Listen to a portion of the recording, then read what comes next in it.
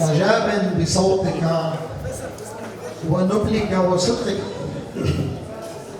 وقد فوجئنا بأنك بدأت الحفلة بتحيتنا وشكرنا لحضورنا، فما يسعنا أستاذ عادل إلا أن نحييك ونبجلك لأنك أسعدتنا وأبهجت قلوبنا وأثلجت صدورنا بكل ما تملك من أحاسيس وصدق مشاعر وصوت رخيم دافئ لا يستحق منا إلا الاحترام وبدون أي تحضير مسبق. أنت تملك إحساسا مرهقا، فوالله أنا أول مرة أحضر حفلا لك، لكني أسمعك منذ 25 سنة، وقد سنحت لي الفرصة بالصدفة أن أحضر لك حفلا مباشرا، وقد اكتشفت أن حضورك مباشرا هو أفضل بكثير من أن نسمعك على وسائل التواصل. أنت إنسان عظيم ورائع وصادق وتمتلك إحساسا مرهفا، والله منذ قليل قلت لأحد أصدقائي هنا أنت لا يجدر بك أن تغني في المقاصد، مع احترامي لكل من يحضر في المقاصد، لكنك يجب أن تغني في المسارح وعلى دار الأوبرا. أنت عظيم عظيم عظيم، وإن كان الله سبحانه وتعالى هو عظيم فأنت عظيم بين البشر. نشكرك لصدقك ولنبل مشاعرك، وأنا باسم كل هذه الجماهير الحاضرة أقدم لك كل الشكر من أعماق قلبي. وإن كنت طبيبا جراحا فأنا أسعد بسماعك، لأني لا أسمع بك ولا أرى إلا كل الشفافية والصدق والحرص على إسعاد الجماهير. أطلب من حضرتك فقط أن تسمعنا أغنية يا وليفي يا وليفي.